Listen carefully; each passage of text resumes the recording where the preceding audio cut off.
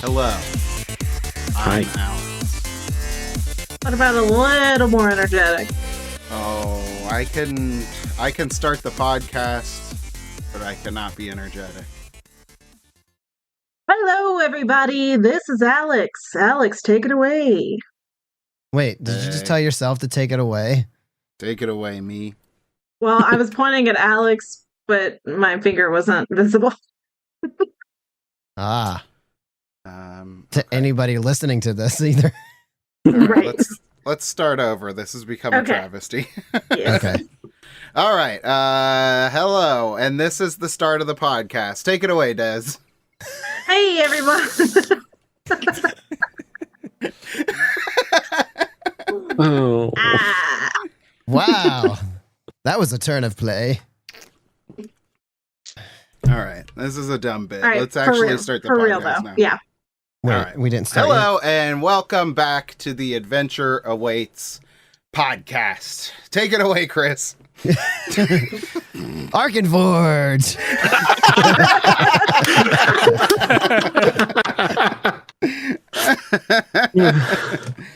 Wonderful. Wonderful. Okay, so we did stuff last time. Let's talk about that. Okay. Yes. So, let's talk about that. Are we still doing the thing where people get to look at our notes after we're After done? the fact, yes. Oh. Was that done? Yeah. That is, so that is the plan. So no bad stuff. Well, I was going to say I have a lot to delete right now, but I was looking back. Let's see, where did we leave or start off the last episode? Was that when we were doing the mission? Like when we first met with Clara? Yeah, Yeah. that was our That's how- first meeting with Clara, and then we all met up and we're like, "What's our team name? What should be our team name?" And Yeah. we waited till the end of the episode to have that team name. We even had a vote by the Twitch audience. Yeah. Had one vote, so that proves how important just one vote is. Yeah. That's right. That's right. If you learn nothing else. Yep. But that was fun. And we settled on The Cryptid Alliance team, or as some people may know us as Cat. Cat is lame. It's the cat. You're just a sore loser. So yeah, we settled on that, and then we had let's see. So we discussed the nearest entry point to the underground tunnel system, which was at Chanky Cheez. We were supposed to look out for Skeeter. I wrote that down. Yeah, we didn't find him. And then get gear and info. So I believe your I can go character through did what we that. wrote down, or everybody can chime in with what their particular character did.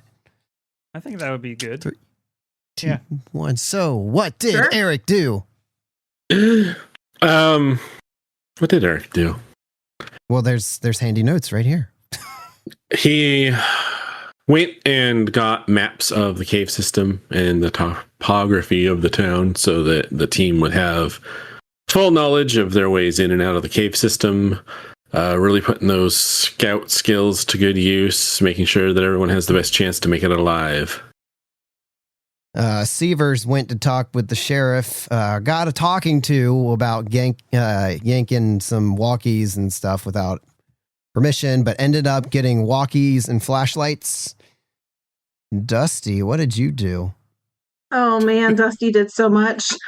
He yeah, he was trying to get some stuff and then cut himself open. And that was about it. Didn't you almost have like shells fall over on you too?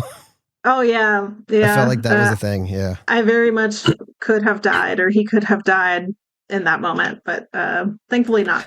I mean, I'm sorry, but that would be kind of hilarious. And then we all come and try to find out what's going on. You're just there dead. Oh no. That becomes the new mystery of the whole thing. What Which killed Dusty? Killed Dusty? Dusty. What a red herring. He smells worse than normal. And then we have Casey, the old person. Yeah, I'm an old guy. Casey went to go talk to the former handyman of the Chanky Cheez, the now town handyman. Upon entering and asking about the Chanky Cheez, Mr. O'Brien gave him a 1,000-yard stare and tells him to leave because he's going to eat lunch at 5 p.m. And he just kind of like basically doesn't want to talk, acted weird and didn't want to talk about it. So, yeah, that was a little weird. Mm-hmm. And I think we all then met back up. Yeah, we met back up at Clara's, came up with a name, gave basically said all that information to Clara and the rest of the group. And I think the next thing we were... Thanks. Oh. Awesome. I think next we're going to try and go and check out the Chanky Cheez tonight. Yep. Yeah. If I remember correctly. Yes. Is that correct, Alex? Yes. And my timeline may be a little wonky, but I believe that takes us up until the weekend. So Saturday would be the like first official mission of the C.A.T team. Cat Club. Oh wait, no. The C.A.T team is Cryptid Alliance team, so it can't be C.A.T team. Club. The C.A.T team. What about Force? Cat Force? Or it could just We be already Cat. did name stuff for All right, large anyway. part of the episode, so Anyway. let's not be pedantic with the names. I don't know. Yeah, the plan was to meet up and go explore the Chanky Cheez as a way of finding entry into this mysterious cave system, which Clara has deemed kind of like the central point of all of the weirdness in Snowsville. The ultimate mission is to go explore, but obviously we can do a couple of scenes leading up if you guys have like last minute things that you want to accomplish before entering the Chanky Cheez Fun Time Emporium. I know I took up a lot of time at the beginning of last episode with my Gen Con stuff, but I did have one thing, not Gen Con related, but RPG related. And it's only going to take 45 minutes to explain that. But Let me read this book to you. This book arrived in the mail this week, which is the Starfinder 2nd Edition GM Core. So look forward to some Starfinder 2nd Edition in the near future. I also Yeah. sent you guys. Can we get? Could you do a brief reading? Yeah, hold on. Starfinder is. Read your briefs. So yeah. Why do they say Kevin? Yeah, what the hell? Because you have your name on your underwear. Who does that? Like for real? Who? I never have. Yep. I write my name in everyone's underwear. Followed by was here. Oh. Another thing I want to mention before we actually get into the episode is we just literally less than an hour ago got finished doing a watch along of the movie The Monster Squad. And it was a grand old time. And if you want to catch that, the audio will be going up onto the Patreon sometime this week. So keep an eye out for that. It was a fun movie. Was it good? Maybe. I had fun. Yeah. Yeah. We had fun. Yeah. And we were there. Yeah. I learned some stuff about friendship and cryptid anatomy. Calling kids little bitches. Yeah. And F-slur and everything. Oh, yeah. It was Ooh, gotta love it the was a whole maze. thing. Oh yeah. All right, back to the episode. All right, back to the episode. Okay, as I was saying before Kevin rudely interrupted, I'm just kidding. this is like game day. We're heading into the Chanky Cheez. So if you have any like last minute things that you want to clear up, you need more supplies, any of that, we can zoom in and kind of do a quick scene around that. Otherwise, where do we want to start off at? I have a quick question. Oh, okay. sorry. You go. Des. If I were to go to get more supplies, could I still potentially kill myself? It's very unlikely that you would kill yourself in a situation where you're getting supplies. Mm-hmm. I just said that last time as like, hey, when you reminder. have to do a skill check, remember that it's very dangerous. Yeah. So it's almost better when you don't have to do skill checks, right? Mm-hmm. Gotcha. Okay. So yeah. So you Chris. won't die from that. There's just I guess there's like a very outside possibility that maybe you could die from looking in your garage. I mean, if anyone was going to, it'd be Dusty. So Yeah.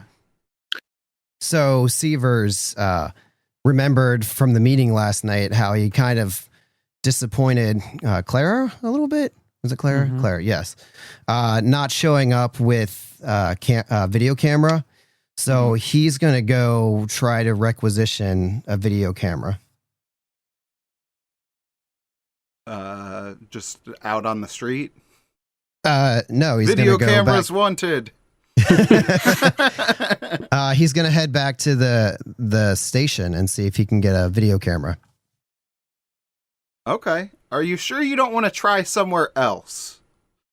I could go somewhere else, sure. You're more than welcome to try that again, but like I feel like we're just going over tread territory over and over again and experiencing the same characters. There's a whole town that you can explore. So like Okay. there are other places that you can go that you're less likely to be shut down at. Okay. Well then I will go to old man Bob McGinty's camera and Photoshop. nice.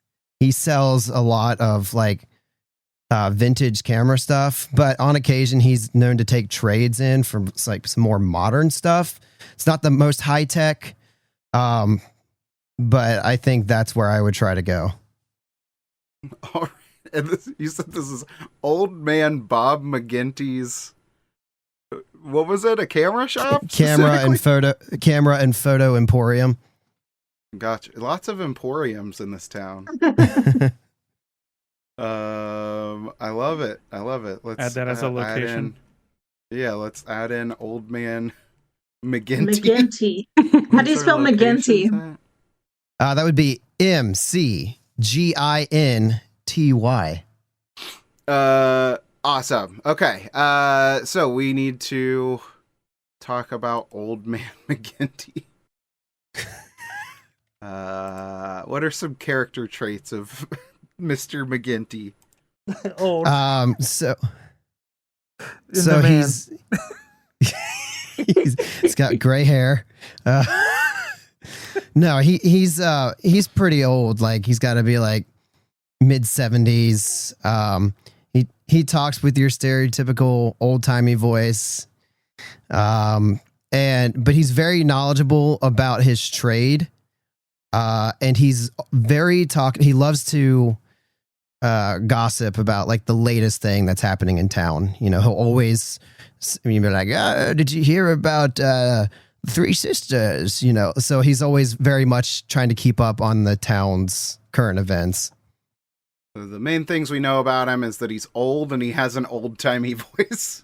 And he likes his gossip. And he loves to gossip. Let's go with a couple other things. He's always smoking a cigar. It drives everybody crazy because his camera shop always smells like tobacco. And on the weekends, he likes to ride his bike all over town. Talking about the latest like political thing that's happening in town. I think that's good. So like his bicycle? Yeah, he's always like riding a bike around and he'll just be like like, all right, the governor's trying to shove this new legislation down our throats, and we have to rise against him. So he's very much concerned about keeping the status quo. I feel like it's just got one of those front baskets and it's just full of cigars. And with the stupid little horn. Yeah. Perfect. All right. I think Old Man McGinty's camera and photo emporium is in that same strip center as David O'Brien's shop. Oh yeah. That we saw last episode. So Severs is heading over down into like the older part of town, towards that strip center, and you arrive. Ching ching ching ching ching ching. They always got those little bells. Yeah. The bell rings as you open up the door, and immediately you're hit in the face with that just like always prominent cigar smoke. Yeah. McGinty's over there behind the counter. He's just he's got a huge cigar in. Just always kind of like working it around in his mouth, just like chewing on it a little bit. He sees you as you walk in, and he's like, "Hey, how you doing, kid? How can I help you?" Severs is gonna walk across the black and white checkered tile floor and get over to the counter where he is, and like his head like barely peeks up over the top, and he's like, "Oh man, McGinty, I don't know why I sound like an old man. Old man McGinty, hey, I really needed a favor." Hey, you know I don't like that old man crap. Oh yeah, sorry, Mr. Old Man McGinty. That's better, I guess. How can I help you? Hey, so I was wanting to know if I could borrow a video camera. You want to borrow? I don't do much in the way of borrow. Okay, well, how much are you thinking then? Well, look, kid, I know what it's like to be a kid. You're always going along the sidewalk trying to collect cans and bottles to get yourself a candy bar. So, I mean, if you got anything to trade, I'll do a trade. Well, I could, if you want a candy bar for it, I can do that. I didn't say I wanted a candy bar. I said I want to trade. If you got anything of equivalent value. Oh, okay. Well, I only have like a couple dollars in my pocket. Would this Kid, be do you enough? not understand what trade means? Okay. Well, what and he like looks outside, realizing he has his bike with him. He's like, I got a bike. Oh yeah, what kind? Would that work? I don't know, kid. You gotta tell me what kind it is. Oh, it's a Schwinn. The perfect kid bike.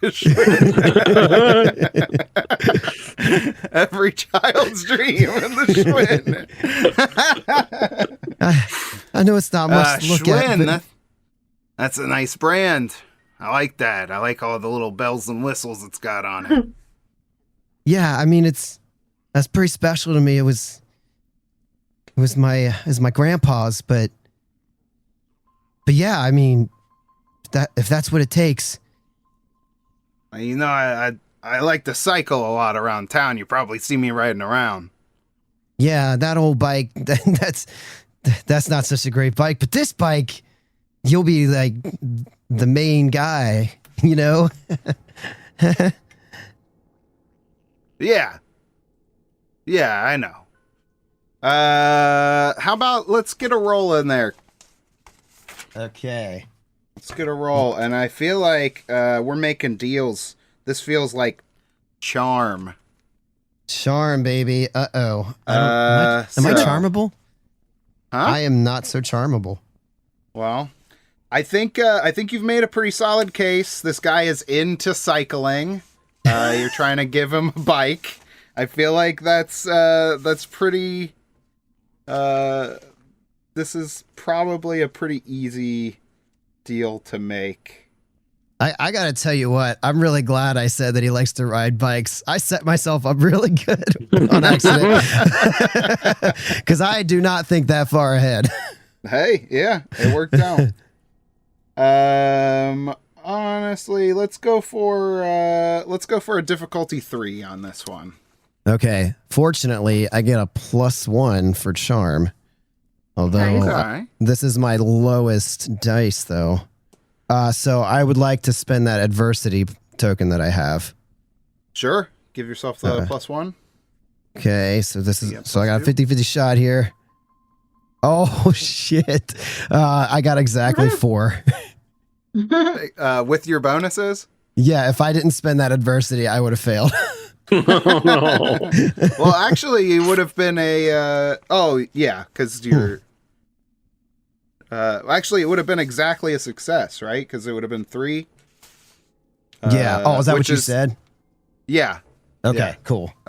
3 was the difficulty, and on a target of 0, exactly the number, the character succeeds, but just barely. On a 1 to 4, the character succeeds, but not impressively. So yeah. He is able to hook you up with a camera. I don't really know much about cameras, so I don't know what a relevant camera would be. Oh, Cannon. this is like an old, yeah. I was gonna say Canon works, but this is like one of the. When does this take place again? It's like the 90s, 80s, or what present day? Generically, Early 90s. generically 80s, 90s time. Okay. Not I'm a gonna lean specific more. year. I'm gonna lean more like towards the 90s. So it's like one of those. Shoot, I wish I had it with me. But it's like one of those compact cameras with the screen that comes out to the side, like a Canon or Panasonic. It's not like the greatest. It shoots color, but it's it doesn't have the highest resolution. It's like 480 so at best. yeah, something like that. Yeah. Perfect. Yeah, that sounds great for this adventure. So yeah, he gives you one of those little handheld camcorders, and it's got the terrible LCD screens on it that are just like too small to see anything. Awesome. Cool. So you were able to procure your camera. So he looks over you and he's like, "Okay, kid. Yeah. It's a deal. Go ahead and bring the bike in here." Oh, okay. So I rush out and I grab the bike, but then my return trip to the counter is a lot slower as I kind of realize that what I'm giving up, like this is mobility, this is freedom for Sievers. This is the way he's a little more independent, and now he's not going to be able to get to places as much, and that's like real important to him. So as he's like taking it over to the counter, and he puts the kickstand down and he sets the bike down, and his hand kind of lingers a little bit on the handlebars as he like slowly pulls it away. And he's like, "Well, Mr. McGinty, here she is." Ah, Butte. Yeah, I could see myself riding around this thing for a while. All right, kid, here you go. Here's your camcorder. And he like hands it over to you. It's not in a box or anything. It's definitely like secondhand. He like slides it across the counter to you. Oh, wow. As for a moment, he forgets about the fact that he just traded his bike, and he opens it up and he powers it on, and he holds it up to Mr. McGinty to film, and he's like, "All right, Mr. McGinty, what's the latest around town?" Oh, the latest? Oh God, I gotta come up with a bunch of gossip right now. Oh, thanks, Some political Chris. gossip. What I about the don't town like the- hall? I don't like what the mayor's been doing with, those HOAs. Been forming around town. I'm like, come on, just let your house be your house. I paid for it, right? Damn. That's good. That's good stuff. Wow. Thanks, Mr. McGinty. Hey, don't mention it. All right, well. Hey, you enjoy that camera, kid, okay? Precious memories there. Precious memories you're forming. Yeah, and you enjoy the bike. And the camera, like... I will. Like, as he says that, the camera, like, is still recording. He drops to the bike. And then he kind of just, like, backs out of the shop. And then heads out. All right. And some, like, soft, sad music plays as the bell jingles and the door closes. Yeah. Cool. Anybody else have any, like, last-minute things you want to do before hitting the Chanky Cheez? Yeah, I don't know if it's necessarily needs to be a full-on scene, but Eric would have gotten up that morning, and just like when he and Severs went out to the old barn, he would have hitched up the little cart to his bike and put in all that camping gear and the ropes and everything, and maybe a couple of canteens of water, because there's probably like 3 or 4 canteens around his house, considering that he and his dad were both in the Scouts. And so basically everything we had for the barn stakeout, he gets it all packed up and heads over to Claire's, where they're going to meet. And I'm going to say on the way, he comes across Severs walking down the side of the road with the camera, and he stops. He's like, hey, Severs, where's your bike? Oh, that silly thing? Oh, yeah. I was doing this really cool trick, and I like ramped it off of a huge ramp, and I broke it. Oh, I'm sorry to hear that. Yeah, it's cool. Do you want to? And he points down. He's got those little pegs on the back that are the little cart kind of hooks up with. And he's like, "Do you want to stand on the pegs? I can get you there." Severs kind of like looks around just to see if there's anybody nearby, and he's like, "Yeah, that'd be great." All right, cool. And then the two of them take off towards Claire's. Oh, Awesome. And then like as you start to pedal, and Severs settles in, he kind of like leans over his shoulder and is like, "Hey, Eric." Yeah. I just want to say I really appreciate it. Yeah, no problem, man. Yeah, all right. Let's go. You said that was all for your scene? Yeah. Okay. And then with Dusty, we see him so it's the weekend. His driver, Kevin Robbins, is doing other things. Sorry, I have to say the whole name. He's got the weekend off. So the car, though, the car that his parents own that he drives is at his house. And Dusty's just rummaging through the front of the car. He's like, no, he's got to have something here. Because, like, he had no luck in the garage.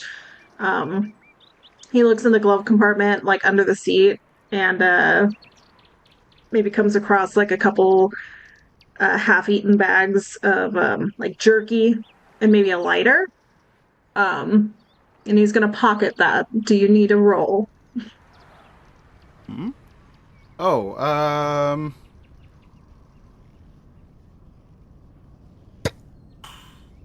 do I need a roll for a lighter? No. Okay, I think jerky. that feels reasonable. Okay. And then after in Dusty's head, he's like, "Oh, I'm gonna put everything back where it was, so Kevin doesn't know I was up here." But the whole front is trashed, and it wasn't trashed when he got in the car. You're gonna put all that half-eaten jerky back? Yeah. No, so as he like closes the door though and gets ready to like hop on his bike and head to what's her name? Clara. Yeah, Clara's place. He kind of like sees in the distance, like coming down the road, Eric with what looks to be Severs on the back. and he like starts like waving frantically, and he's like, "Oh, hey guys, hey, wait for me!" And he gets on his bike to try and like meet them. Yeah, you see Eric look over at you, and he doesn't stop pedaling, but you see he does that like where he like stops and coasts, and then pedals a little more to keep speed, but doesn't actually stop to wait for you. Okay. Yeah, he's like pedaling as fast as he can, and he's like, "Whoa, what? Wait up, guys! Hey, what happened to your bike?" Oh, yeah. I was riding around and I tried to do a cool trick and I bent the frame. Oh, that sucks. Well, hey, he's still pedaling to like get up to you. And he's like, "Well, I've got an old bike in the garage if you ever want it. I got bored with it. It looked pretty cool though if you want it. It's there. No one's using it." Yeah, maybe. I'll think about it. Okay. I think the model's like Schwinn or something. I don't know. It's probably shitty anyway. Oh, sorry, I shouldn't cuss. You're so weird. Thanks. My mom says weird means unique. Yep. Yep. And he's finally caught up. All right, awesome. And then Casey. Yeah. I was thinking of what he was doing beforehand, and I was contemplating following David O'Brien, but then I decided not to do that because that seemed weird. So I think he's just going to be like, do like normal stuff, like try and make it where his parents won't realize, or not, make it seem like a normal day to his parents until he has to leave, and just be like, "All right, we're going for board game night over at Clara's if you need me," and then heads out like just normal. All right. Oh yeah. All right. Well, then let's cut over towards. Screw Clara's house. Let's just cut to outside of the Chanky Cheez. We met up with the cat club, and oh jeez, we are heading into the mouth of the beast, so to say. Cool. So out front of the Chanky Cheez Emporium is a cracked pavement in this parking lot. Tons of potholes and stuff. Just has not been kept up well. The signage is falling apart. Most of the lights don't work in it. And the building, has just been like dilapidated, not being utilized for anything really. The front doors are closed by one of those gates that you would slide across and then lock shut. The building is very colorful, very warm and inviting, but like kind of creepy looking because like nature is starting to reclaim the building kind of vibes. Okay. So cool. Yeah. What's our plan? What time of day did he say it was? Like early afternoon. Okay. I think you guys were able to get a couple of things done and then made your way over there. Okay. So seeing that the front's locked up, and realizing that none of us probably have bolt cutters, Eric looks at the group and he's like, we should probably check around. Maybe one of the back windows got left open or busted out by some older kids or something, or maybe the back door hasn't been locked up. And so he kind of parks his bike alongside the building so it's not as visible from the road or from out front, because he doesn't want anyone coming over wondering why there's a kid's bike with the cart and supplies there. And then he just starts to make his way around the side of the building looking for an open, broken window or maybe a side door that's not shut tight. Oh, okay. Going to help. Great. Okay, so Casey's following. What about Dusty and Severs? Severs will ahead. tag along. Yeah, Dusty also like parks his bike in that area and like thinks he's going in the right direction, but he ends up going the opposite direction around the building, not realizing. This is such a Dez move.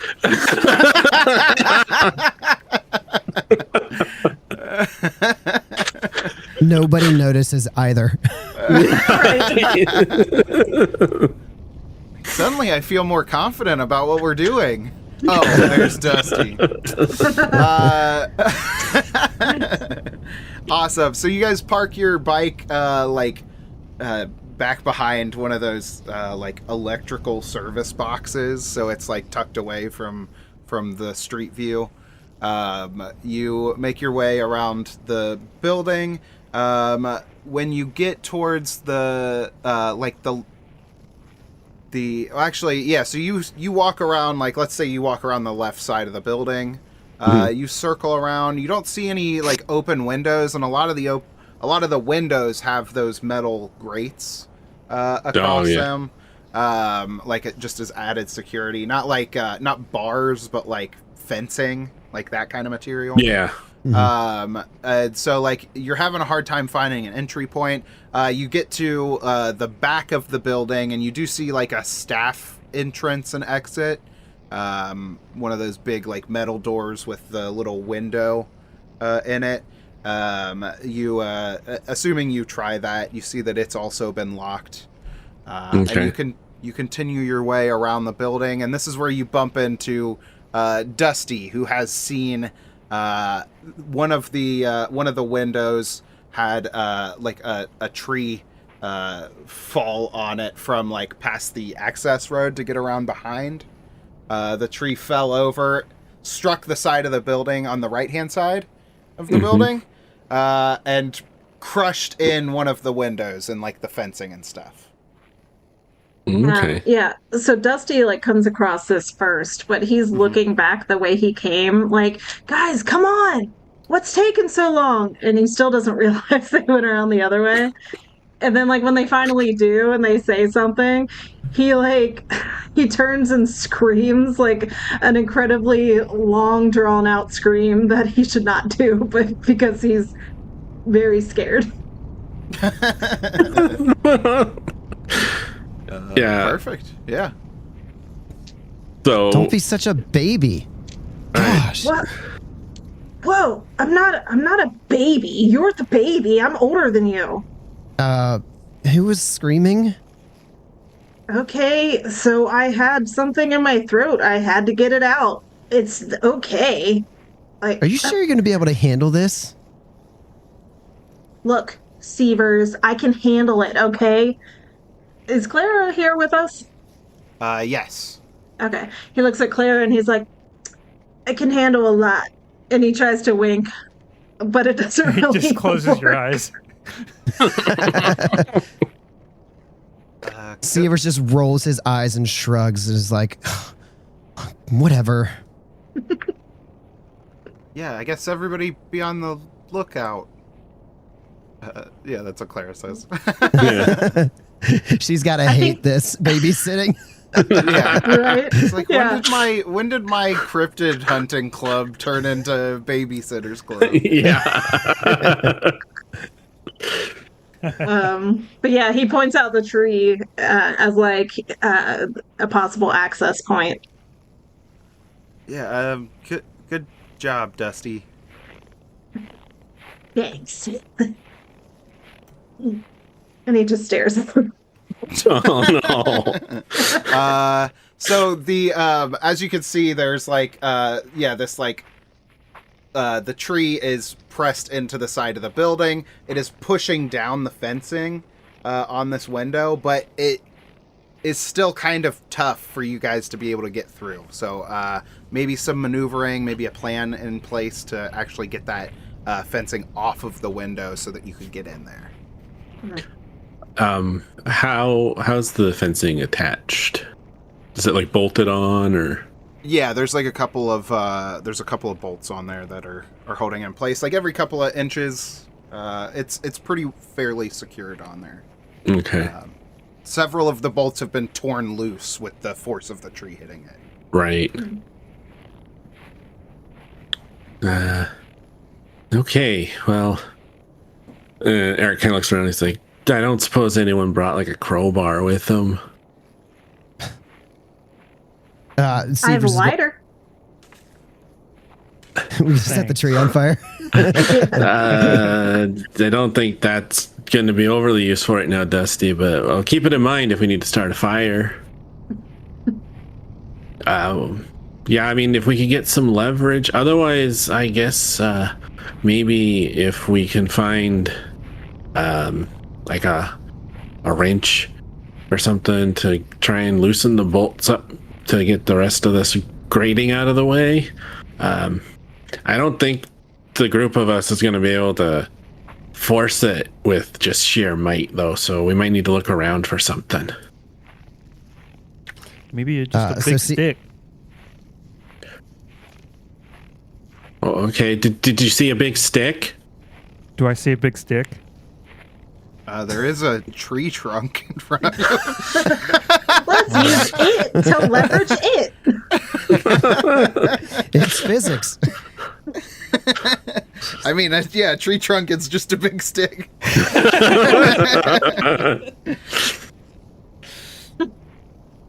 Did anybody bring a big man to lift up the tree trunk? I mean, I'm kind of strong. No way. Yeah. You are the biggest and strongest man in the group. I am. Yeah. Stevers crosses his arm and says, all right, let's see what you can do. Okay. So I have to climb the tree up to the window? Yeah. Like the tree's at a pretty, not a steep angle, but it's like pretty level. Shallow angle. So not too tough to climb up the length of the tree. But maneuvering from a tree and trying to pry open a window would be kind of difficult. All right. Can I give it a try? You can certainly give it a try. All right. Let's see. You said you are fairly skilled at being a strong boy? Right? Yeah. Let's give it a go. I would like to, and also, I feel like I should mention this since we haven't done a ton of dice rolling. This would definitely be a planned action, so if anyone wants to help out, now would be your option to do that. As far as the difficulty, I'm gonna say, this is gonna be a difficulty 10. Okay.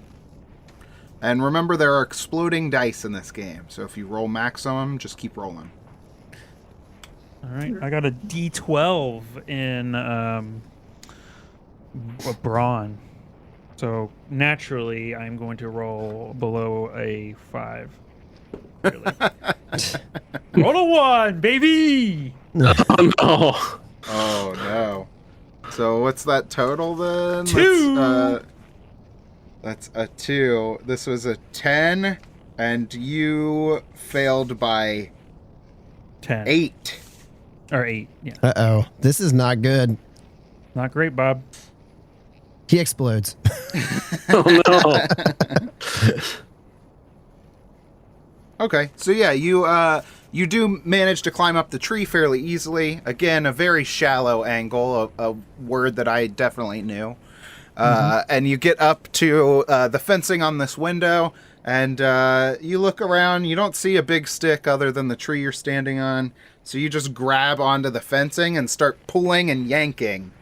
And as you're yanking, you start to feel it give a little bit, and then like it slips out from beneath your hand, and that metal grating, the fencing on the window, just like scrapes through the palm of your hand, and it stings real bad. This is, I think this is maybe going to. Let's just say this is going to give you a little bit of difficulty working with your hands in a couple upcoming checks. Let's say the next check, you're going to have a penalty due to your hands. Okay. That feels like a thing. He goes, crap. And he tries to ignore the pain and try to continue pulling on it, but it like hurts too much. So he's going to be like, man, I think we're going to have to figure out another way, guys. And he like, is it not far enough where he can just hop down off of it from here? I think, yeah, you could definitely hop down from that. You're like maybe 6 feet up, at the highest point. You could tell that he's like he had hurt his hand somehow. And did our scout bring any bandages? Yeah, I was gonna say, Eric is wearing like a messenger style bag, and he opens up and pulls out his little like mini first aid kit, and he comes over and he like hands you one of those little, the little single use self sealed wipes like you get at restaurants and stuff, but it's specifically like a Neosporin one, and he rips it open and he like helps you like clean up the wound and everything. Clean your hand up, and then he just gives you a little bit of one of those wrap bandages to put around your palm to kind of help keep it clean. Cool. He's there you go. Thanks, man. Since I don't have a whole lot of these guys, so let's try and be extra careful, okay? All right. What's the plan now? Well, and he looks at your hand like, oh, he's not gonna be able to do too much with that. So he kind of looks at the tree and he's kind of trying to figure out if maybe there's anything we do, and he finally just decides, well, I mean, unless we can unless you guys think we could maybe like get a rope looped around the trunk of the tree and all of us just pull down really hard to try and pull the tree down through the window so it kind of scrapes the rest of the thing off. But I mean, that seems like it'd be really hard to do. So, I mean, I guess we could try and force the door open. I haven't learned lock picking yet. That's next year. So, yeah, I don't know how to do that either. Severs is going to look around while this is going on and see if he can find like a piece of rebar or something to try to kind of do what, was it Casey? Casey. Yeah, did, but with a piece of rebar. If I can find anything, like a piece of metal or something. Sure. Can you just I just want to do like a luck roll. This isn't a thing for kids on bikes, but I feel like this would make sense too. Just give me a D20 roll. Okay. And depending on what you get, we'll see what you find. Okay. All right. I got a 17. Wow. 17's good. yeah. I think you walk around back to the staff area, and you're able to see like leaned up against like the dumpster in the back. There is there is a piece of rebar there.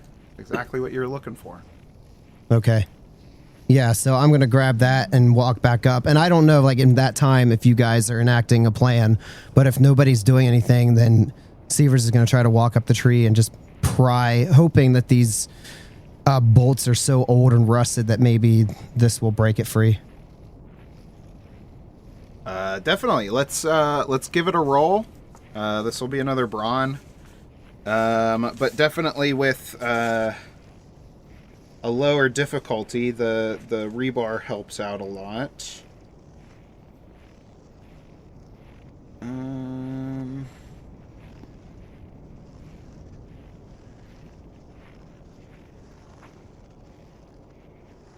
gonna make this a 6. Okay. perfect, because then I can't use my cool under pressure attribute and make this easy. I like the risk. I forgot I had that, and I'm like, ooh, well, that would be no fun if he said D5. Okay, so a brawn. So that's, for me, it's a D10. Here we go. I don't have any adversity. Ooh, no, I got a 3. Uh-oh. 3 on your 6 is you. So you are just to clarify, you're taking the rebar, you're putting it in like the metal in the window, and you're trying to like pry it out and off. Is that what? Yeah. I'm trying to you said these things are bolted in, so I'm trying to like attack the bolts, so put it right by the bolt and just pry the bolt loose. Hopefully it's like rusted and in really bad shape, but it doesn't sound like it is. No, those bolts are, they are weatherproofed. They're the strongest bolts that have ever been put onto a Fun Time Emporium. Blast, they painted them.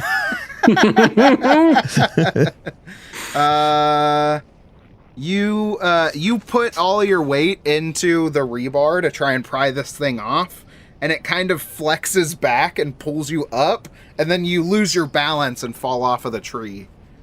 There's not really any consequence from this, just it has stunted your forward movement. Oh, there is a consequence. My pride. And I look around at everybody, quickly glancing, hoping nobody noticed while they were formulating their plan. Oh, I noticed. No, I didn't. Oh, darn. I'm going to say that Eric heard you when you hit the ground and kind of glanced over, but kind of knowing Sievers as well as he does, he just he waits for Sievers to kind of bring it up, because he knows that he doesn't want to embarrass him.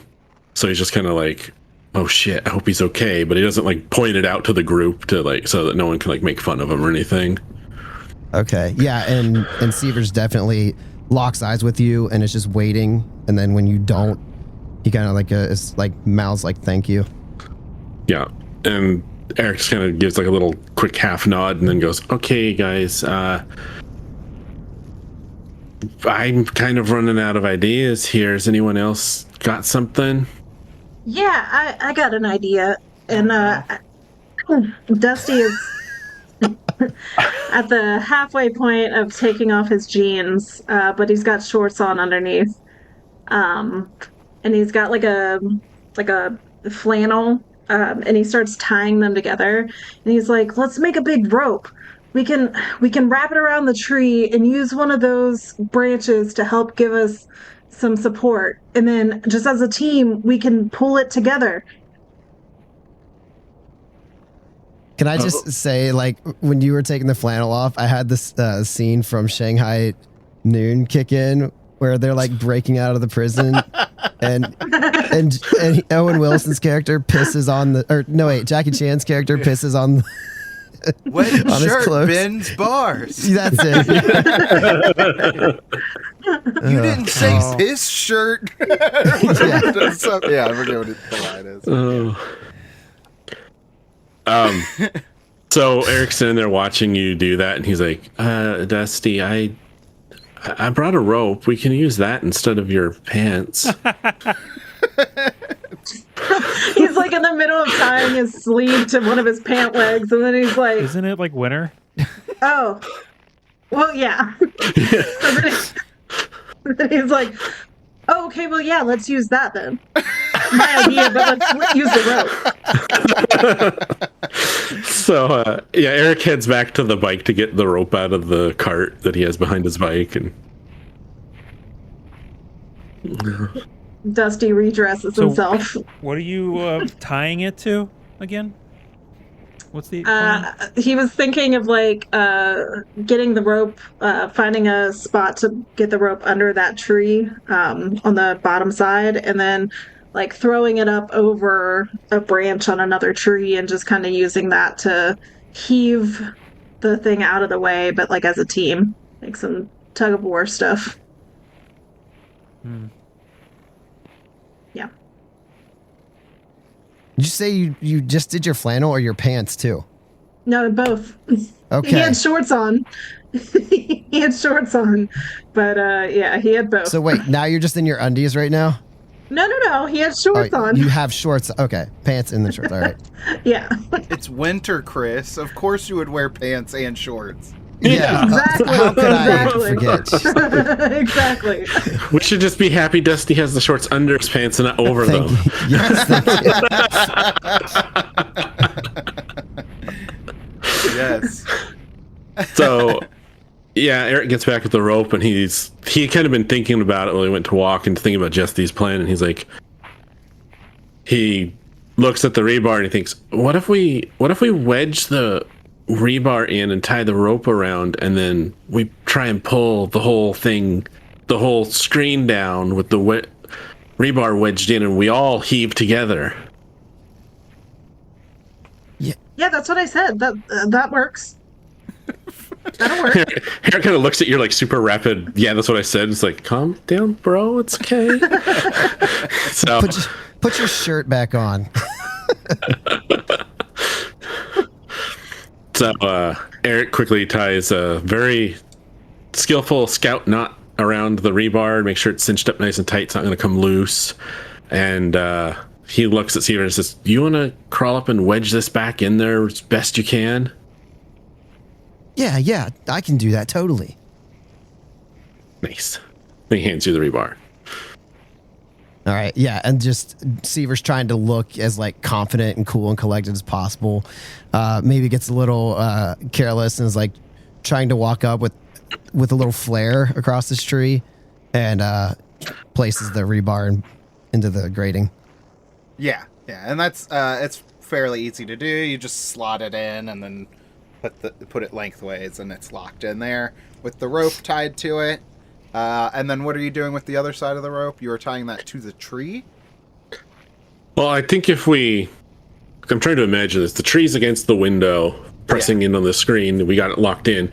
So imagine if we just bring the rope down the trunk a bit and then we pull to try and bend the screen down the rest of the way. Gotcha. If I'm picturing this in my mind correctly. Yeah, so you're using the tree as like an anchor point, and that's... Yeah, as a leverage point, yeah. Leverage point, yeah. All right. Hell yeah, let's do it. How is this going to work? We all heave. Cool. I probably cannot with the hand situation. I was thinking maybe I could stand on the tree. Dusty has a hurt hand. Oh, what? Like stand and like jump on it, or Yeah, just like that's add what I was extra weight? thinking. Okay. Oh, man, we're getting gutsy.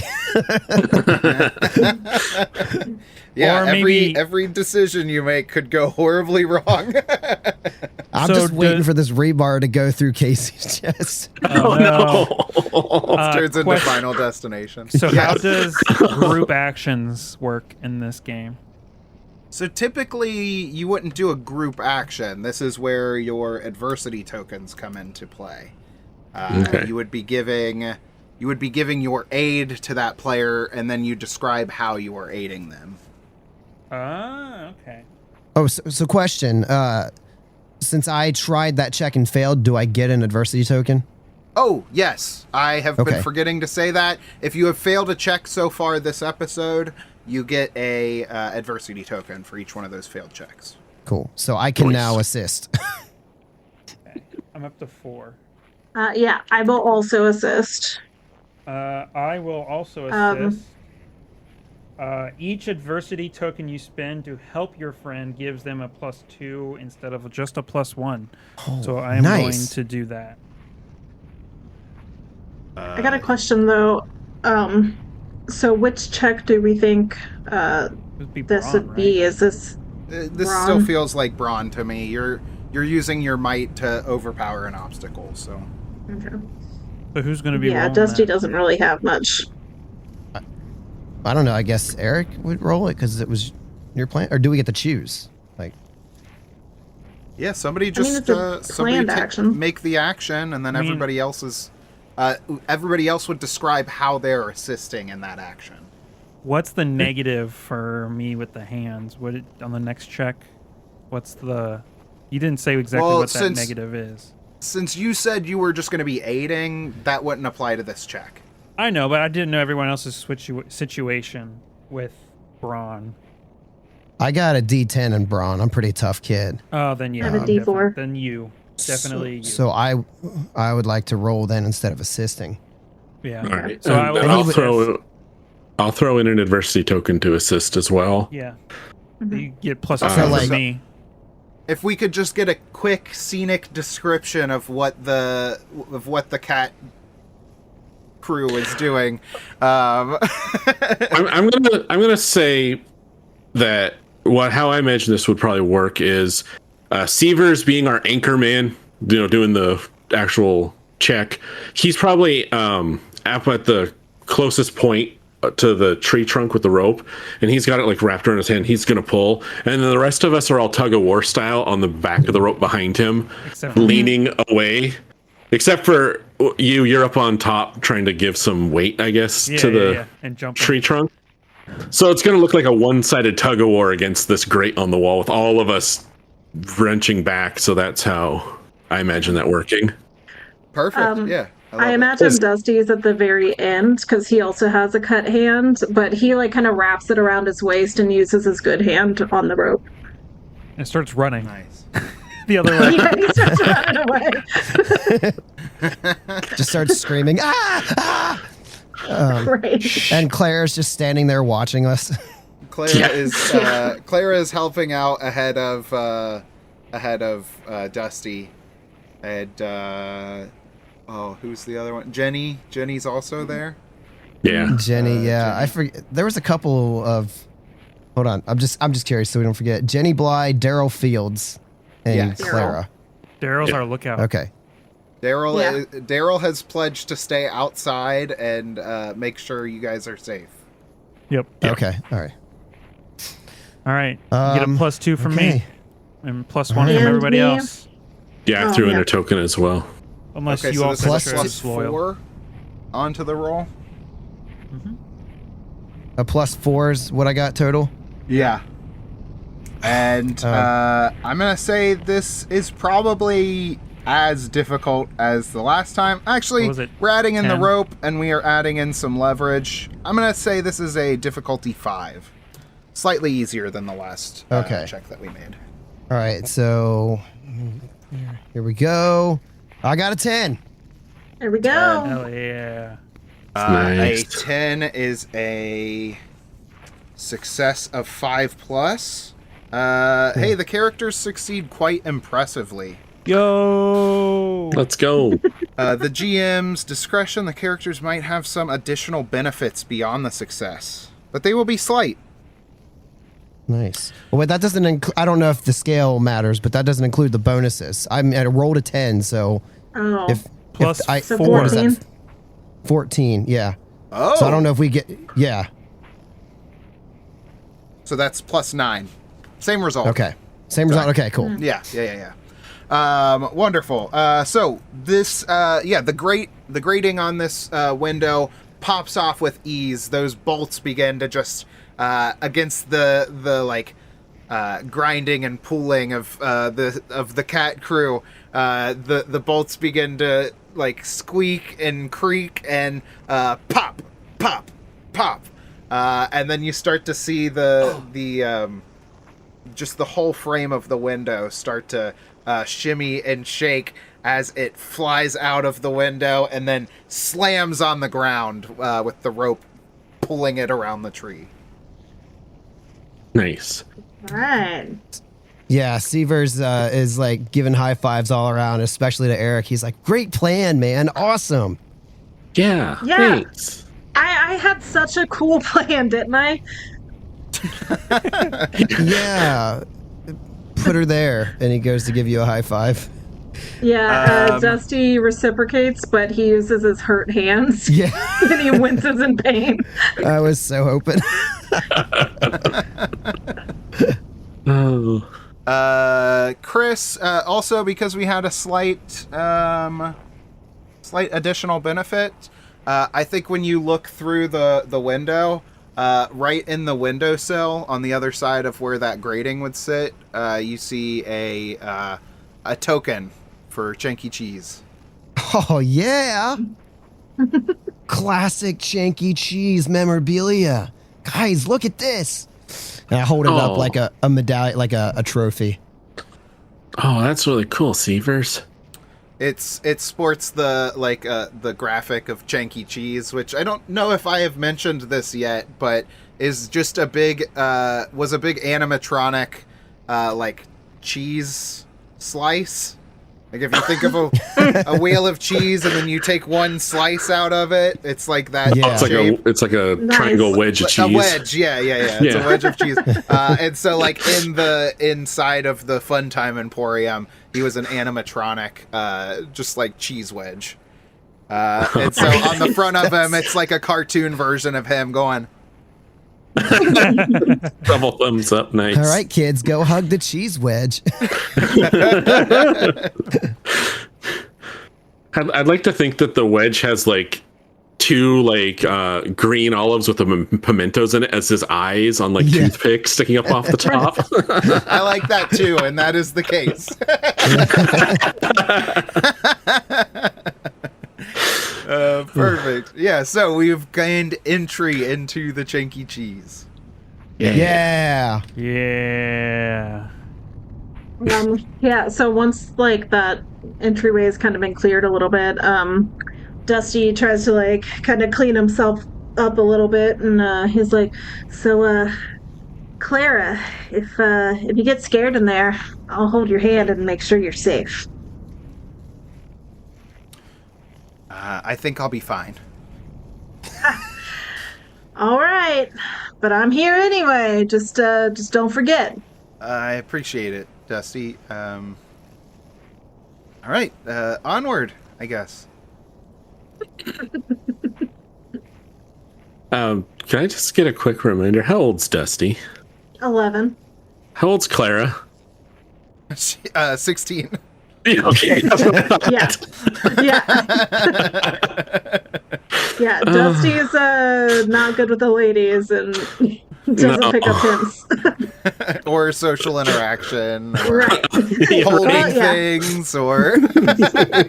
But charm is not his worst attribute. Well, maybe it should be.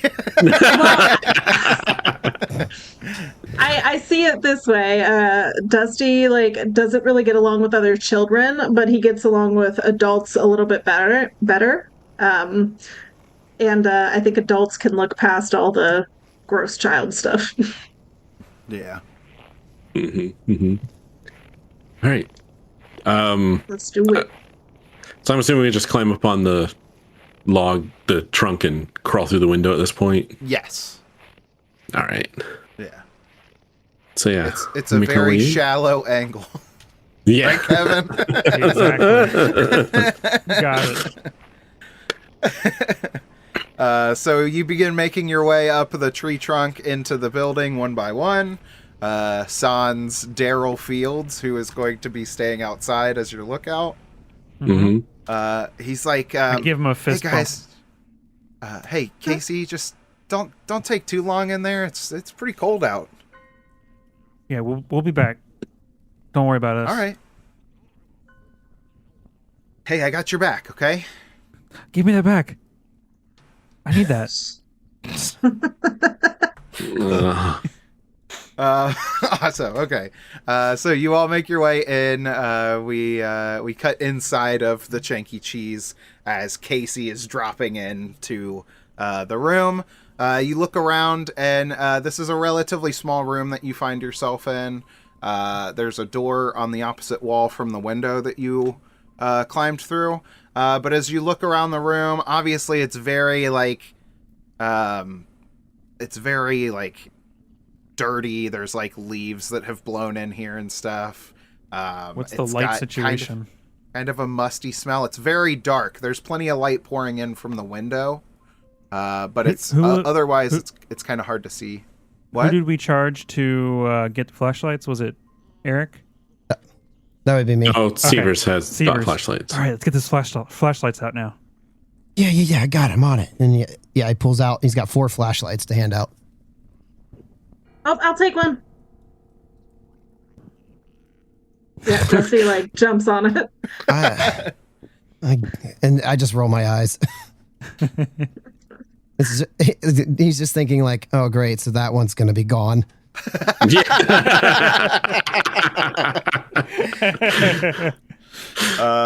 Awesome. Yeah, so just for our mind palaces or whatever, who has a flashlight out of the 4 provided? I'm okay with not taking one if one person needs to not have one. Well, I was gonna say, I imagine Eric, being a scout, probably has a flashlight of his own that he brought. That makes sense. Yeah. Yeah. I'm gonna say that I'm wearing my little scout vest. That you have one of the ones that sticks on your vest. Yeah, so I have like one of the ones that like clips onto the vest. Yeah, I love it. And shines forward. So Sure. I just reach over and click it on, and I'm like, all right, we're ready. Awesome. Okay. Everyone has a we regular should- flashlight, and he has one that is on his vest. And I pull out one of the walkie-talkies too, and I'm like, all right, somebody should hold on to this too. Well, shouldn't we have given it to the guy outside? That's true. So Yeah, I guess. Do you want to climb back through the window and give it to him real quick? Yeah, I got this. All right, I do that. Sure, it's fairly easy. You hand it over, and he's like, "Oh, cool." Catch.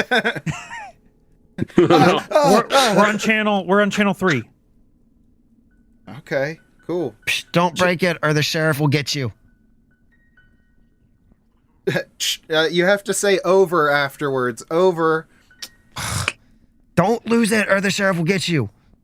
Over. Psh. Copy. Over.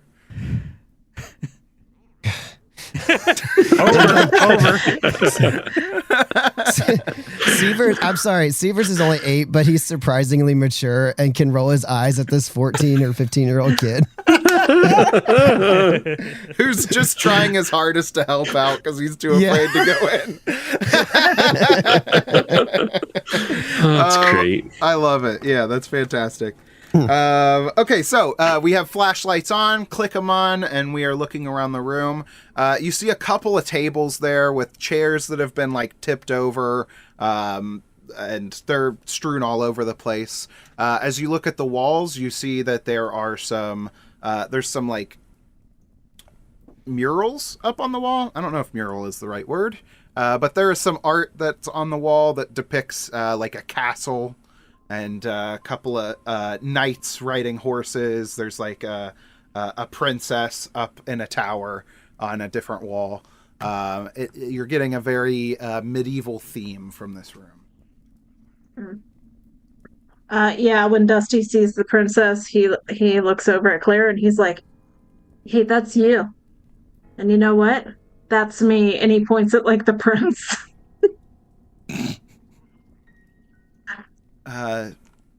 No. Like she's trying to be as polite as possible, but like she's just like, take the hint, kid. Yeah, when she does it, he's like, all right, you don't see it yet. That's fine. Awesome. Yeah. Okay. So, what do you do? Well, I'm assuming looking around, we're not seeing anything that would be of use to us. It's mostly, like you said, the tables, the chairs, and it was obviously one of those rooms you'd rent out to have the kids party in kind of vibe. Yeah, I mean, yeah, you can like, we could look around the room a little bit, try and see if there's anything interesting in there, like whatever you are all up to do. All right, I think Eric would probably be like poking his flashlight into the corners of the room to make sure there's nothing interesting, or because at this Eric's 8, so at this age it's like finding random shit that most people think was junk might be kind of cool to him. So he's just kind of looking around to see if there's any what he would call collectibles in the room, as far as, old Chanky Cheez memorabilia, or if maybe there's like a really solid, good stick he can carry as a weapon, just that sort of random, what a kid would be looking for type stuff. There was a stick outside that let us get in the window. It's a real good stick. Casey's going to be looking for signs of people being here recently. Oh, okay. Yeah. Okay. Well, so this room feels like nobody's been in here for quite some time. There's no signs of recent activity. You guys getting in there and kind of stirring up the debris that's present in the room feels like the first time anyone's been in here in a long time. As far as Eric, looking around the room, you're shining your light around, you're looking at the floor, you're brushing away these leaves and stuff. And as you look around the room, you do notice that there is a prop sword mounted on the wall next to the door. It's on the wall that the door is laid into, but it's not like it's not propped where a door would fall on, or a sword would fall on you when you come through the door. Gotcha. Okay. Yeah. Yeah. So I go over and I pick it up. And are we talking like plastic toy sword, light metal, like replica sword? You said you pick it up? Yeah. You grab this sword, and the first thing that you notice is it doesn't feel light. It is very heavy. Okay. You kind of touch the blade a little bit, and you realize that this is a actual like metal sword. Oh, okay. So yeah, as I'm touching it, I kind of like go, oh, ow. Kind of nicked my thumb a little bit on the blade, and I'm like, oh, that's dangerous. Am I able to pull it off the wall, or is it like fully bolted on? You are attempting to pull it off of the wall. Yes. Yeah. It is, okay, to answer your question, I've had a brain fart there for a moment and forgot how things are put on walls. But yeah, it is on this mount that is hooked in place. So you are able to grab the hilt of the sword and the flat edge of the blade and lift it up out of this bracket that it was mounted into. Okay. See, I bring it down and I'm holding it like, oh wow, guys, look! And as I'm holding it with both hands on the hilt, the like point of the sword's like tipping down because of how heavy it is. And I'm having a little bit of trouble holding it up. And like, oh guys, look! I think it's real. And I'm very careful not to swing it around too much, but it's kind of like wobbling in my hands because I'm obviously having trouble like maintaining the sword. Guys, it's real. Oh. Not quite that extreme, more just little wobbles. Severs definitely comes over and is like trying to like check this cool sword out with you, and like maybe carefully he's trying to figure out how to like grab the other end without getting hurt to like help you stabilize it. It's like, whoa, this is really cool. Wow. Why is there an actual real sword here? I don't know, but it's cool. Yeah, it's really neat. Yeah, but why would it be here? This is like a kid's food emporium or whatever. Severs is looking around, like just while this conversation is going on, is looking at the sword and looking around at the murals and stuff, and he's very interested in like if there's any kind of lore thing about this or anything that would be story oriented that he could like jot down in his journal. He's very interested in what the history or the story would be for here. Gotcha. Severs is like looking at the walls, and then looking back at the sword, and can't really find a connection to the art in the room to the sword necessarily. But as you are looking over the hilt of the sword, you and Eric together actually, as you are both like looking over the sword with each other, you notice that there are some like runic inlays into the hilt of the sword. It looks like maybe these symbols that are depicting a couple of different seasons within there. There's like a very detailed leaf. There's like maybe a couple of runic symbols that you might surmise links to like wind. There's definitely like an icicle shape in there. Not an icicle, like kind of like the traditional like snow symbol that you would think of if you think of like a snowflake or whatever. Yeah, snowflake. Yeah. Okay. You see that on there. There is a runic symbol representing what you think would be the sun. So yeah, lots of different detailed inlaid lots of different inlaid details within this hilt of the sword. So as Seaver's saying, I don't know. Are they like, I guess Eric and him both noticed these things at the same time, and he's like, "Whoa, Eric, do you see what I see?" Yeah, look how detailed this is, and the snowflake and the leaf and I think the sun symbol. I don't know what it means exactly, but it's really good detailing. This thing's like legit. Do you think this is even like part of Chanky Cheez, or?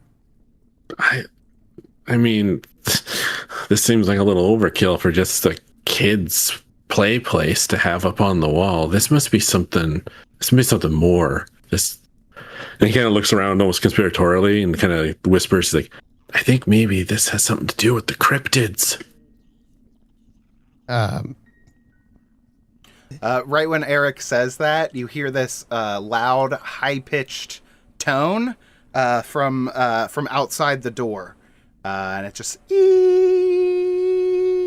Discord does not like that. Yeah, I whip around with my flashlight and just point it towards the knob on the door. Yeah, same. And like Severs is like a little bit nervous, but then quickly realizes everybody's still there. So he's like, that was weird. Yeah. Clara's like, what could that have been? I don't think there's any power here.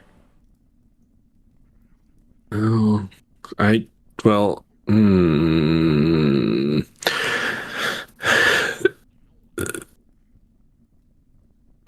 Is that what Eric does? Yeah, well, that's literally just what he does. You can kind of tell he's a little out of his elements at this point, and he's like, we snuck in, we found this really weird, authentic looking sword, and then we just heard that really creepy, high pitched squee noise. And he's just kind of like, he's stun locked for a split second. He's just like, Psh, Daryl, over. Over? Daryl, checking in, over. Psh, Daryl, did somebody beep a horn out there? Over. A horn? No, it's just me out here. Over. Did you make like a weird sound? Over.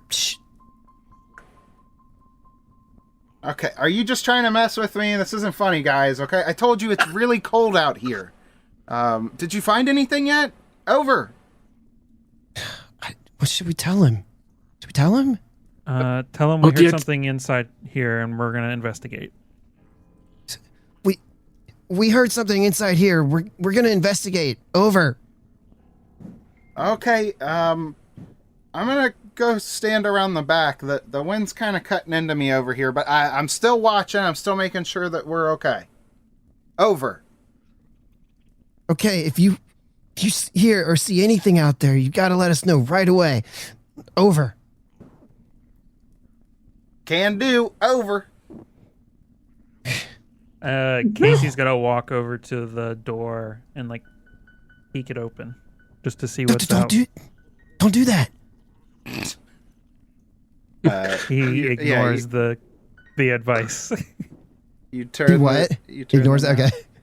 You crack the door open, and it's very dark in the next room. It's tough to I tell. don't shine my light yet. Do you see anything? And I just look around, peeking through. I don't see nothing. Is this like the only way to leave this room? Yeah.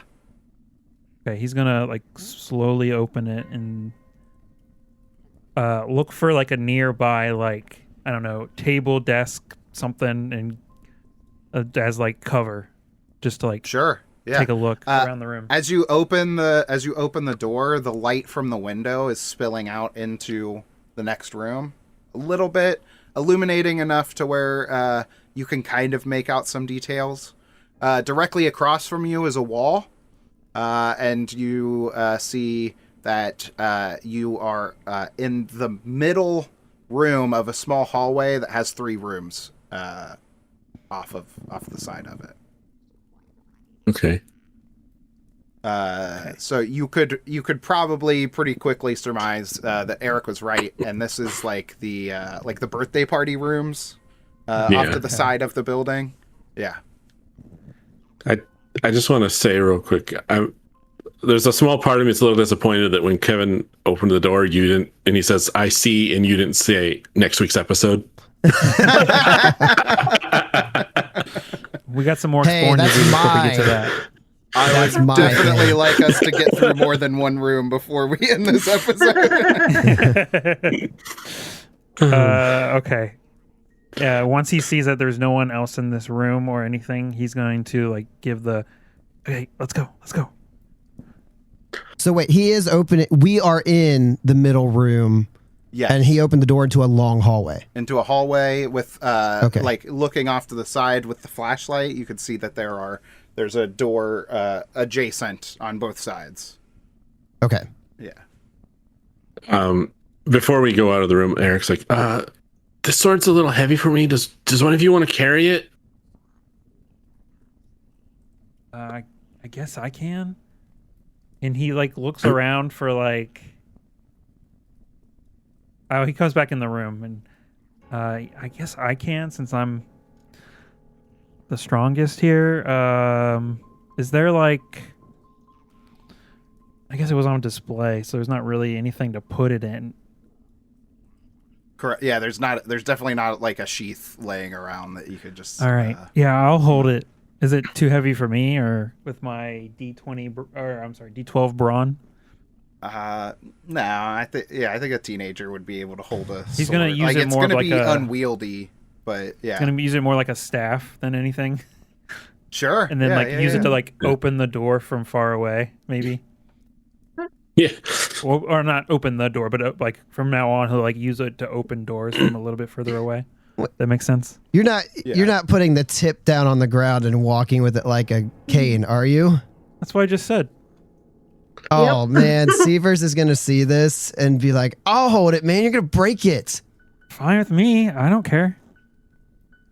So Severs takes it, and he's still pretty strong for an 8-year-old, but not as strong as Casey. And so he's gonna hold it for a couple of seconds, and then realize like, "Oh wait, I don't really want to hold this," and be like, "Nah, you can have it." I love it. All right, so we find ourselves out in this long hallway. Where are our heroes exploring next? I think we're just going to try and just like make sure nobody's in these rooms nearby. Just kind of open them, shine some flashlights in, make sure there's nothing of importance, and then head to the next room, unless someone has another plan. Should we look in at the same time, or just like one room? Just do one by time? one. Yeah, one room, Severs. Okay, Yeah. Okay. You never split the party. Yeah. What? So meta.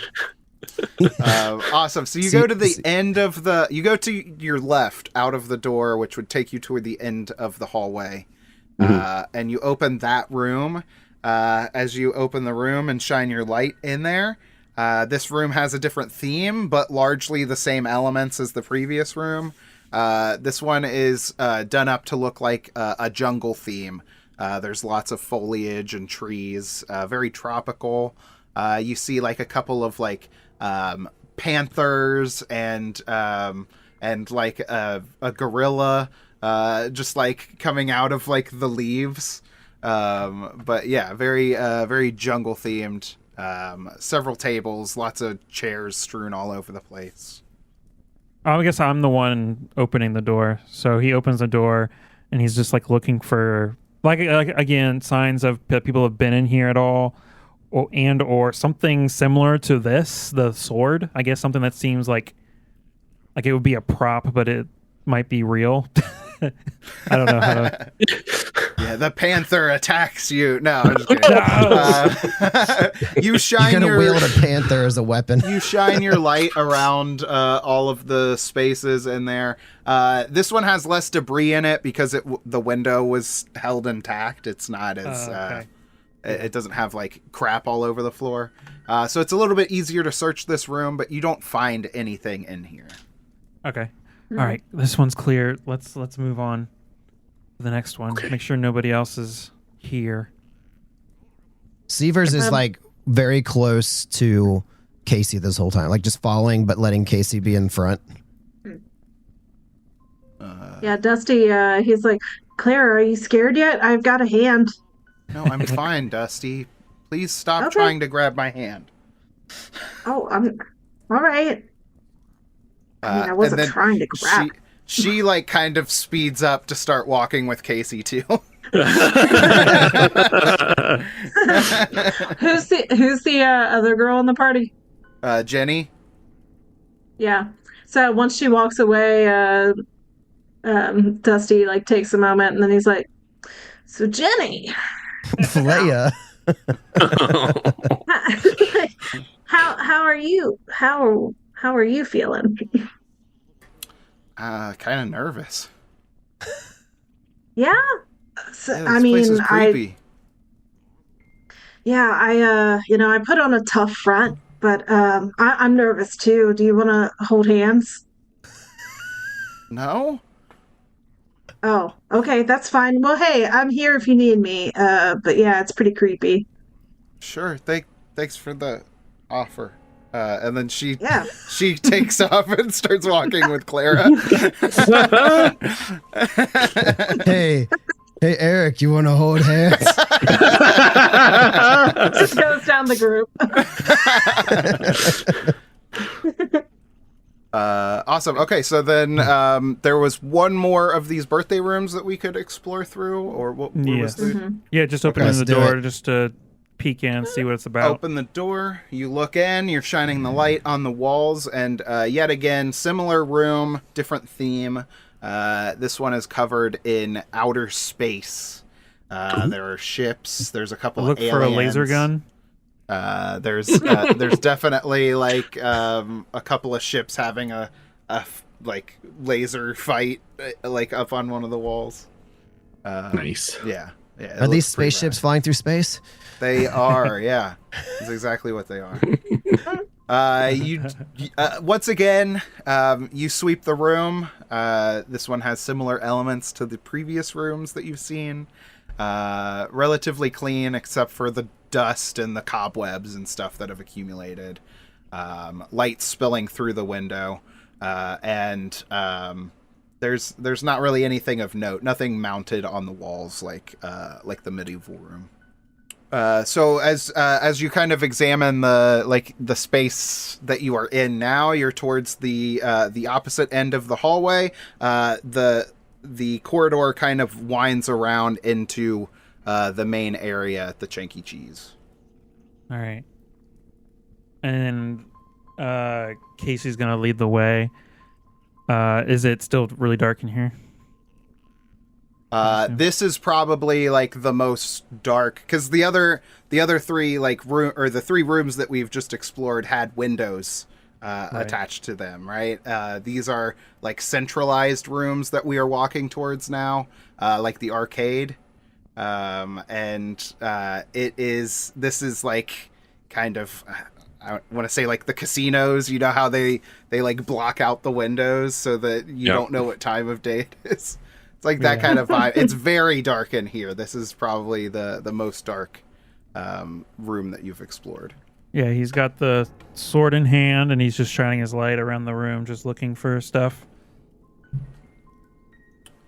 Any movement or anything, or stuff that seems out of place? You're sweeping your flashlight across the room, and like I said, this is the arcade zone of the Chanky Cheez. There's a bunch of different arcade machines. the air in here smells like stale pizza mixed with like ozone. It's just like very musty in here. Yeah. Okay. Yeah, Dusty like stopped in his tracks right when we like Kurt turned a little bit, and then it was just super dark, and he's just standing at the edge of that like main area, like gripping the flashlight. Mm. Yeah. Yeah. Yeah. All right. So, Okay. how are we exploring? What are we looking for? What are we doing? Well, I'm going to imagine that as we walk in, Eric's going to walk along and shine his light on all the arcade cabinets just to see what all the different games are, because, you know, he likes games. And he's just like, oh, that was a cool one. Oh, I got that one at home, kind of thing, you know. And then when he gets towards the end of one of the rows, he kind of peeks around the corner of the bank of machines and looks off down into the next area. Is the entrance to this place in here? Yes, this would be across from the arcade zone, which would be where the lobby and the prize counter, where you would turn in all your tickets and stuff. Are there any prizes left? Maybe. Do you want to go over to that area? Sure, why not? Okay. What's everybody else doing in the arcade zone? I guess I just want to make sure I'm accounting for where people are at. Severs gets out his video camera and he turns it on himself and he's like, this is Danny Severs and I'm investigating the Chanky Cheez arcade room right now. It's filled with lots of games. It smells like old pizza.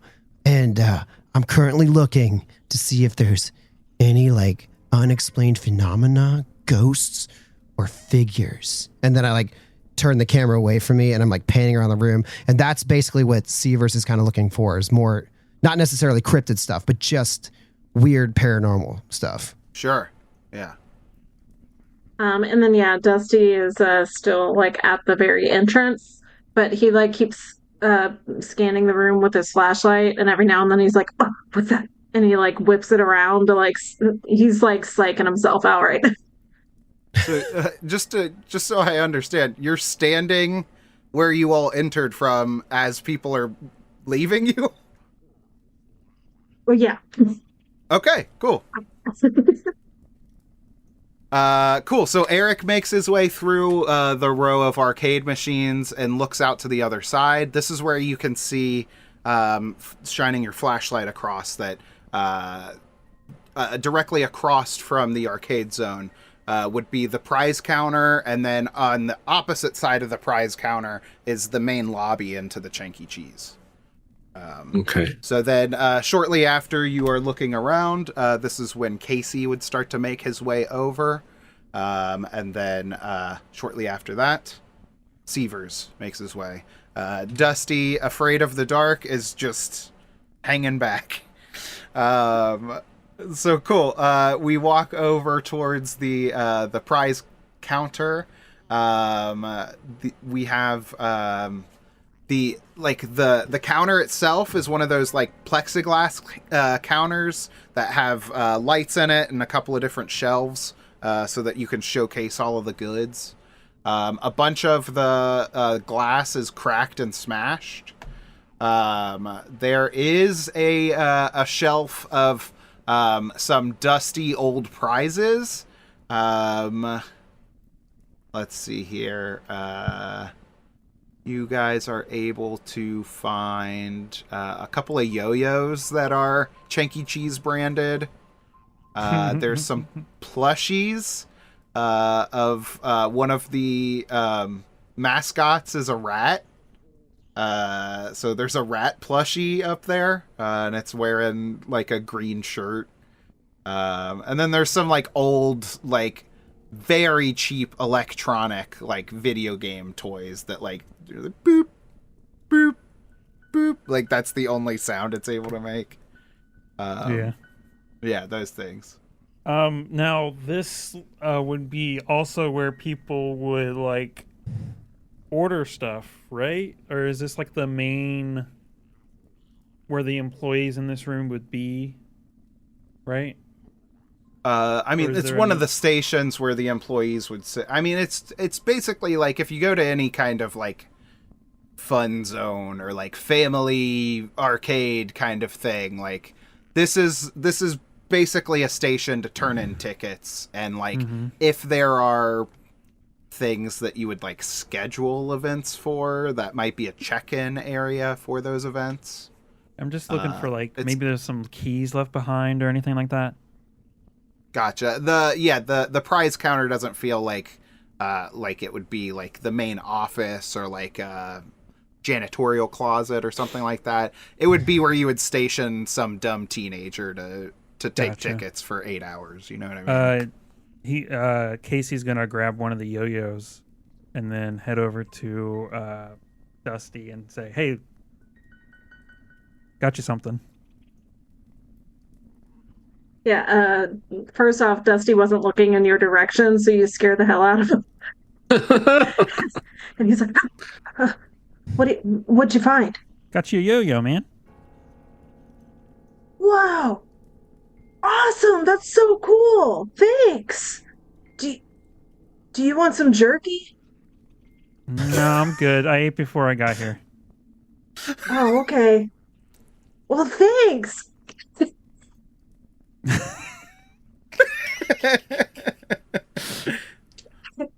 All right. What did you find anything over here? Where I forget where you said you were going. For Dusty? Yeah. He's literally just been like where we have been. So he's like, there's been a couple like noises, but I'm pretty sure it's just old pipes. All right. All right. Let's talk to someone else. Oh wait,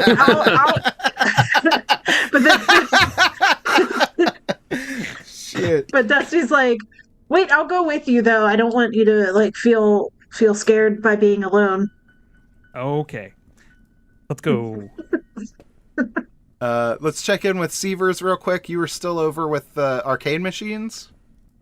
Yeah, checking out the arcade machines. Those are fascinating.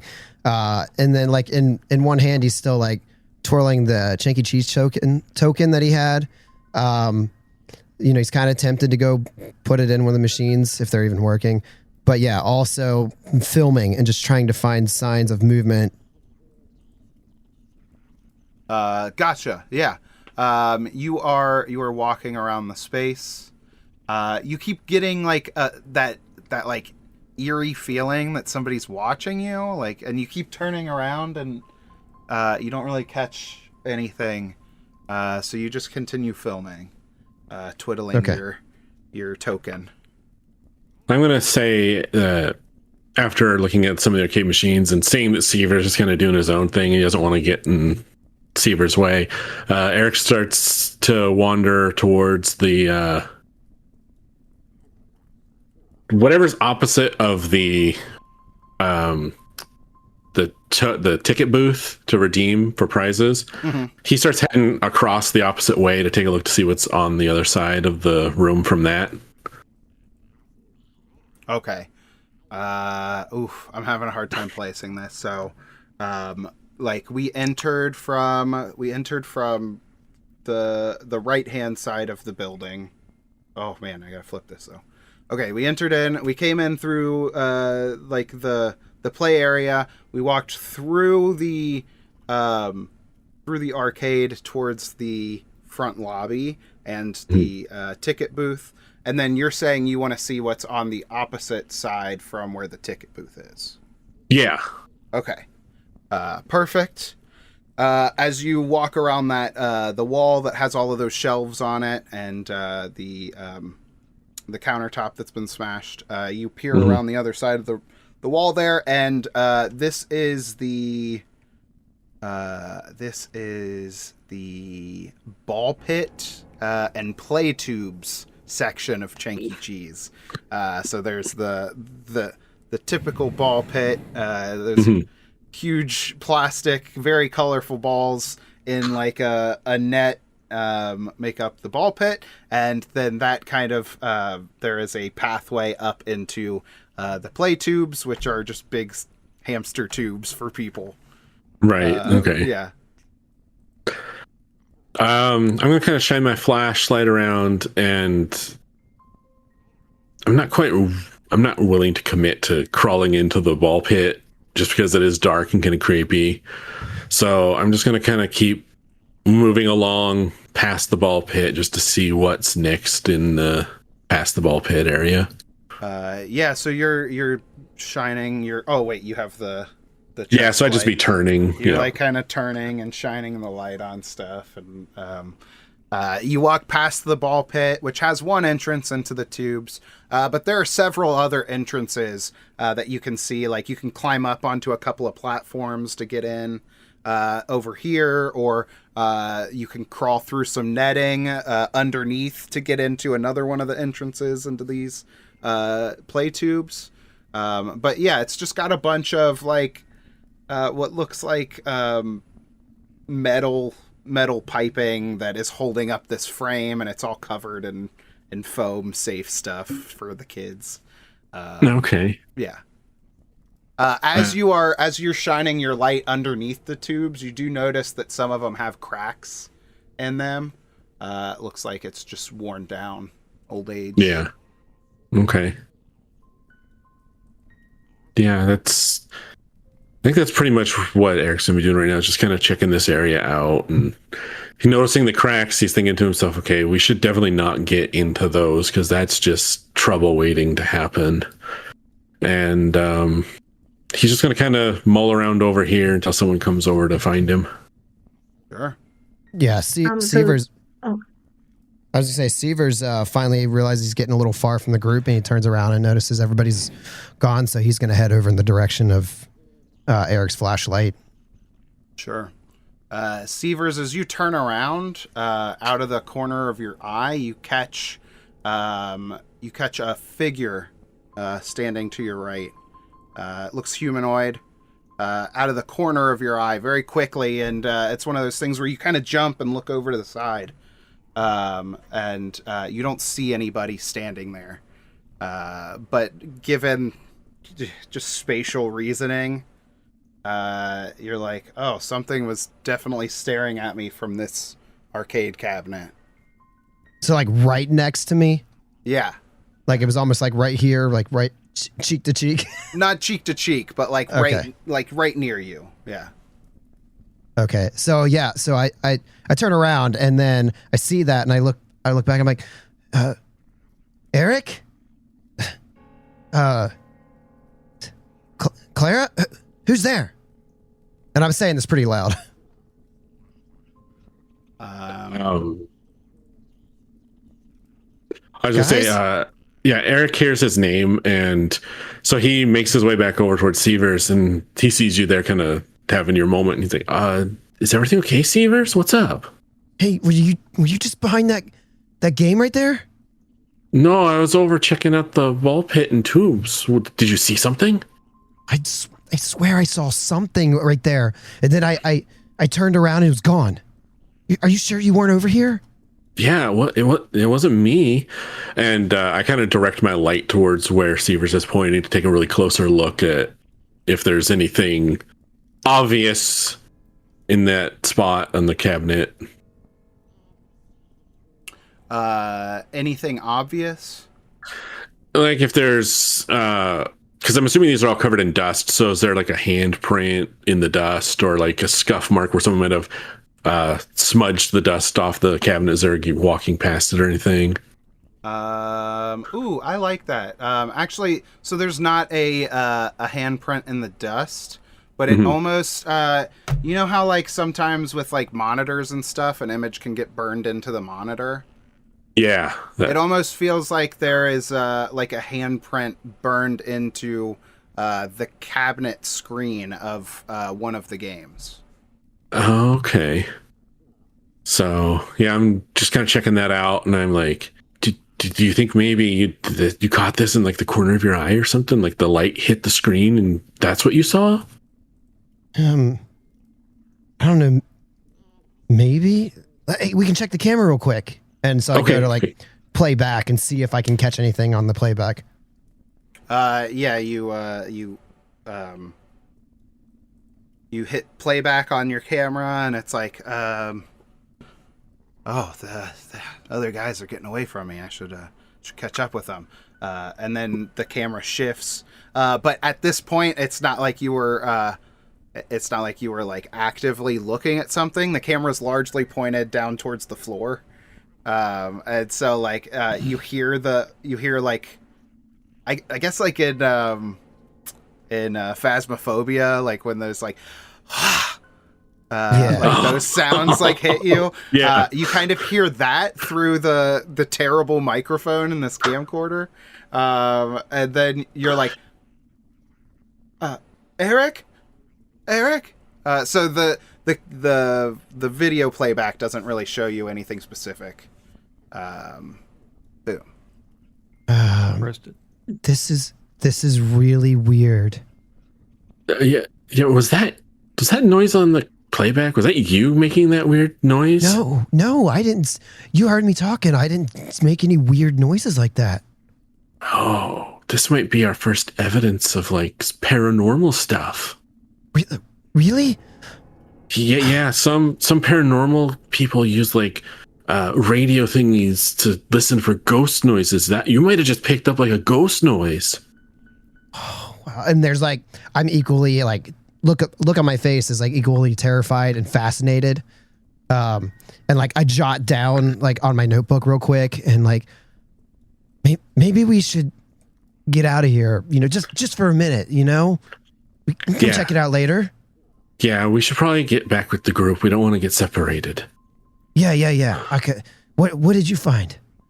Just the ball pit and the play tubes, but the play tubes look really dangerous, so we better make sure no one, and then he kind of gives you a knowing look, Dusty, doesn't like crawl into them. Yeah, we should go over that really quick. All right, let's go. It drives me crazy, but I don't want him to die. No, yeah. And speaking of Dusty, we pan over. And Dusty hasn't quite made it over to that play area yet. He is still checking out because he didn't go in and really look at this stuff before, the like arcade games. And he's like, oh, I wonder if there's like, maybe there's still like power to one of these things. Oh, is that Pac-Man? I love Pac-Man. And then he's like trying to like get the thing to turn on so he can like play. Oh, okay. Yeah, you like look down around the machine. There has been no evidence of power in here since you've arrived. But you look down, you see where one of the machines would be plugged into like the outlets that are inlaid into the floor, and you pop up one of those panels, you plug in the machine, and nothing. And you stand up, you look around, and can't see a way of getting this to turn on. Yeah, darn. I was really hoping for a light source. A light source? Yeah. Just gonna carry the arcade machine around. Yeah. So he kind of like messes with a few machines to see if there's anything, any spark of life. And then he ends up near the ball pit, and he knows it's a bad idea, but he's itching to get in there, and he's just standing to wait. You're waiting to get in the ball pit? Well, it's one of those, like, he kind of has like a foot about to pop up over the ledge to get into the ball pit, but he's like, guys, does anyone want to play? Do you want to play a game? Dusty, we don't have time for this. Let's go. But I'm not finding anything else. Fine. If you guys are afraid of the dark, we can get out of here. Yeah, I'm terrified. Let's go. All right, fine. Let's do that then. And he reaches and grabs the ball and like goes to take it. Casey's like, we should probably be looking for like a basement, right? Where the caves would be in the basement. So let's try and look for, I don't know, a way, like signs or something like that. Clara's Okay. like, yeah, that sounds like, I mean, that would make sense to me. A basement would get us closer to the caves. And then Jenny walks around and she's like, I don't know if I like that Dusty kid. Oh, so Dusty hears it. She thinks you're out of earshot, but you weren't quite. So yeah, that's what yeah. I'm headed towards. Maybe the back of this room. That could lead to like employee only areas, maybe. Yes. Okay. So you are shining your flashlight towards the back of the like the main event center of the Funtime Emporium, and you see a one of those swinging doors that says staff only on it. Yeah, I head in. Yes, you press you cautiously press in the swinging door. So much caution in the pushing of the door. And you see what looks to be the kitchen and the main back rooms. This is I mean, it's a kitchen. It's got all the kitchen amenities. There's freezers, a couple of pizza ovens that seem to be caked in grease. There's a bunch of empty shelving, some staff lockers on one of the walls. Maybe another door? I don't know. Do you want to go in and check it out? You know I do. Okay. Is Casey heading off by himself? No, I mean- I'm gonna assume that at least some of us have been kind of sticking with Casey, so Eric's gonna follow him into the kitchen. Yeah, I think Dusty also has Casey gave him the yo-yo. He's feeling a little friendship spark there, so he's sticking close. And then getting scolded. Severs is moving in with everybody else, but as the swinging door to the staff the kitchen closes, he like turns back around one last time to like hold the video camera up just to see if he can spot whatever that weird figure was, and then turns into the room. Hell yeah. As you're holding on the arcade zone of the Funtime Emporium, it almost feels like a trick of light, but it kind of seems like one of the cabinets turned on for a second, because you see like part of the room light up and then instantly go back to dark,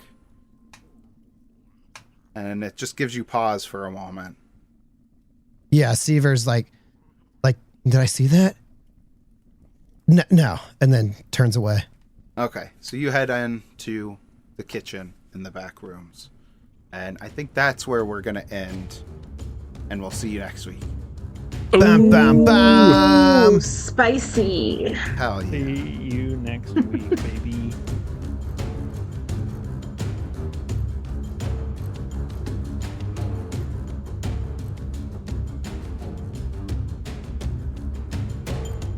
Thanks to Sirenscape for the outstanding sounds and music. Check them out at sirenscape.com. Also, a huge shout out to our wonderful supporters on Patreon. You can sign up for free to get alerts, announcements, and more at patreon.com/Adventure Awaits Podcast. Finally, check out our back catalog at adventureawaitspod.com. Thanks for listening.